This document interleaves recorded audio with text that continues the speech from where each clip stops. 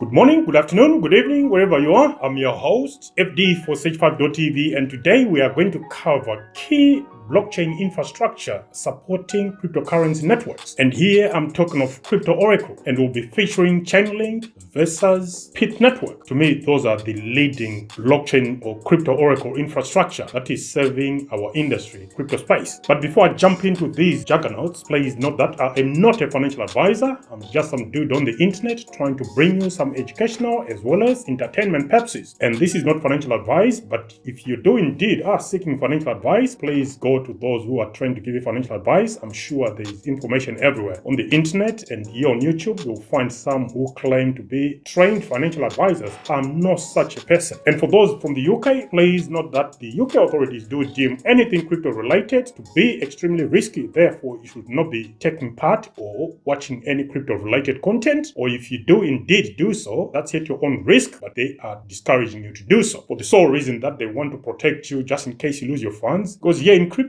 you must be prepared to lose everything you invest. If you are not prepared for that, don't even get in there. That's it, guys. Let's come back to the subject matter of the day, which is a review of Chainlink versus Pythnetwork, the two leading crypto oracles or blockchain oracles servicing the crypto industry. So Chainlink and Pythnetwork are both key players within the blockchain oracle space, but they differ in their design philosophy, use cases, and technical features. In this video, we would like to break down these two oracle systems across several key areas, and we are going to start with one of the key tenets of cryptocurrencies. So we are going to start with decentralization, and to kick us off, we start with Chainlink. In my view, I think Chainlink is highly decentralized. Chainlink operates one of the most decentralized oracle networks within the blockchain space. It relies on numerous independent node operators to provide data feeds. The network aggregates data from various sources to minimize manipulation, enhancing the overall trust and decentralization of its oracle service. Chainlink nodes are incentivized through a staking mechanism where node operators can lose staked funds if they provide incorrect data, further ensuring decentralization and along the way enhancing Chainlink's reputation. Let's move on to Pythnetwork on the same key area of decentralization. Pyth operates a network of data providers, but its decentralization is somewhat limited compared to Chainlink. Pyth focuses on aggregating real-world financial data from trusted entities such as market makers and exchanges. These institutions act as both data providers and validators, so while decentralized, it may not be as widely distributed across anonymous and independent participants as Chainlink is. So that is a key difference between the two. And before I proceed as well, guys, you should also know that currently I do not hold Chainlink. I actually hold a bag of Pythnetwork, just so I put it all out there. Pyth relies on a selected group of trusted institutions, for example, market makers, stock exchanges, which limits the number of participants but ensures the data's quality and reliability. Another key area we're going to be looking at as far as these two are concerned is security. Let's start with Chainlink again. Chainlink's security model is robust, utilizing both decentralized node operators and aggregation mechanism to prevent data manipulation. The use of multiple data sources for price feeds ensures that no single point of failure can lead to incorrect data input. Chainlink employs external adapters and cryptographic techniques to securely gather off-chain data and deliver it on-chain. The system also uses a decentralized oracle selection mechanism to choose nodes, reducing potential attack vectors. What about Pyth along the same lines of security? While Pyth is also secure, it depends on its institutional data providers to ensure the accuracy and quality of the information. This creates a more centralized point of reliance, but the institutions involved are generally well established, like exchanges and financial institutions. It also claims to deliver high-fidelity data, and in this instance, Pythnetwork focuses on real-time, low-latency data for high-frequency applications like trading. This makes it valuable in markets where timing is critical, but it also means that the network must heavily rely on its trusted providers for security, which can reduce decentralization. Moving on to another key area, which is scalability. Kicking us off again is Chainlink. Chainlink is highly scalable. It is designed to scale easily across multiple blockchains and applications. Its decentralized nature allows it to add more node operators and data sources as demand increases, maintaining high availability without sacrificing security. Chainlink supports layer 2 solutions like like Optimism and Arbitrum, which help in scaling its Oracle services to handle higher throughput and lower transaction costs. What about Pythnetwork as far as scalability is concerned? It scales for specific use cases. It is optimized for high-speed real-time data aggregation, especially in financial markets. Its design is meant to provide scalable solutions for low-latency applications, making it highly effective for financial services like trading platforms. And its original focus was on Solana, but now it's including other fast blockchains. It is primarily built for high-performance blockchains like Solana, which can handle a high volume of transactions quickly. This makes it scalable within its niche, but potentially less across the broader blockchain ecosystem compared to Chainlink. But I think with what we've been seeing of late, I think that is slowly changing. Pyth is extending to numerous other blockchain networks. Moving on to another key area, which is interoperability. Kicking us off once again is Chainlink. Chainlink is highly interoperable. It is blockchain agnostic, meaning it can operate on almost any blockchain, including Ethereum, Binance Smart Chain, Polygon, Cardano, and Polkadot, among many others. Its Oracle can interact with multiple blockchains simultaneously, providing data feeds across different ecosystems. And Chainlink also has what it refers to as cross-chain communication protocol, or CCIP. This has been developed to allow for seamless data and high-value transactions across blockchains, further enhancing its interoperability capabilities. What about Pythnetwork as far as interoperability is concerned? Well, while it's making efforts to extend to different chains, its reach is somehow limited. Pyth started on Solana, leveraging its high-speed network for rapid data updates. However, it has been expanding to other ecosystems like Ethereum, Binance Smart Chain through bridges, but it is not as universally integrated as Chainlink. It also has what is referred to as targeted interoperability. It focuses on financial markets, which means its interoperability efforts are mostly within that sector, although efforts are being made to extend its reach to other blockchains. Now, the next area now is quite key because this determines whether each of these is going to succeed or not. And we are looking at integrations. Kicking us off again is Chainlink, and it boasts extensive integrations. Chainlink is by far the most integrated Oracle network with partnerships across hundreds of blockchains and crypto projects. It is the default Oracle solution for many DeFi protocols, NFTs, gaming projects, and even enterprises. Chainlink's wide integration means it is seen as a critical piece of infrastructure for the blockchain space. It also has some enterprise adoption, and in this area, Chainlink is making strides in enterprise adoption with partnerships with major firms like Google Cloud, Oracle, Swift, among many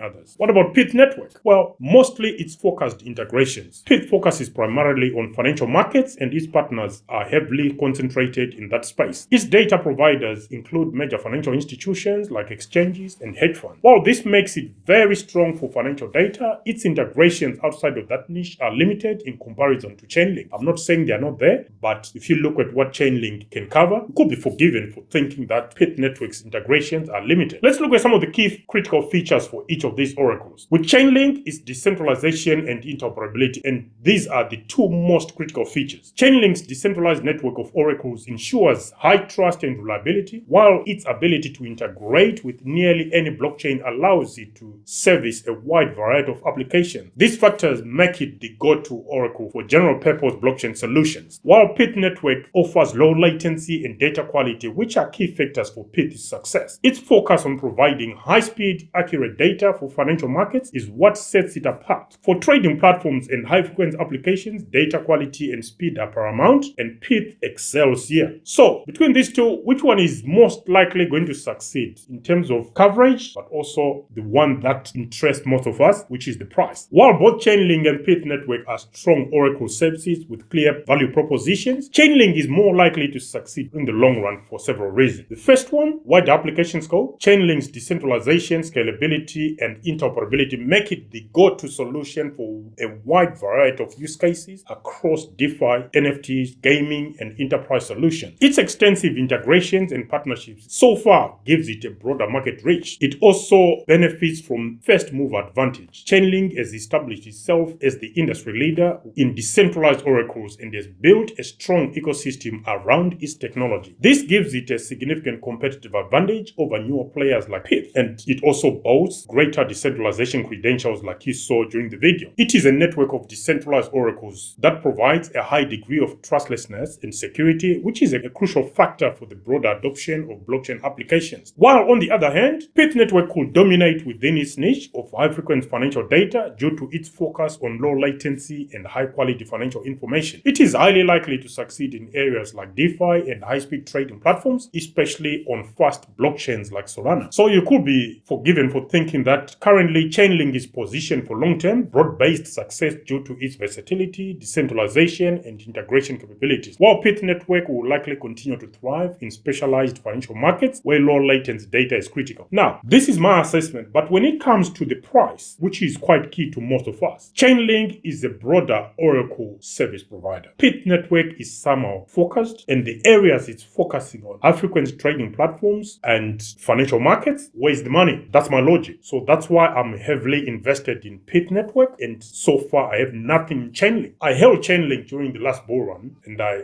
made quite a bit, but there were also things that I was not happy with because it looks like there are so many whales and less retail in Chainlink. I could be forgiven for thinking that, but that was my experience then. And I think the team have got a lot of the Link tokens because they sold like there's no end during the last bull run, and that was tanking the price. Each time it tried to go up, it was just tanking. So Chainlink during the last bull run, it underperformed. It underperformed when it was the leading crypto oracle and there was no notable competitor. Now that you got Pyth and it's actually focused, that is something you actually want, because sometimes you spread yourself too wide and too thin. Whereas Pythnetwork, I think it's focused, which means it's not overstretching itself, and it's focusing on the areas where the money is, financial markets and African trading. What's not to like? Let me know your thoughts, guys, in the comment section, whether you agree with my assessment of why I hold Pythnetwork, even though Chainlink is in the lead, hands down, throughout the analysis. Do you think that's a good rationale why I hold Pyth instead of Chainlink? Let me know in the comment section. Until the next one, it's FD for SagePath.tv signing out for now. Bye.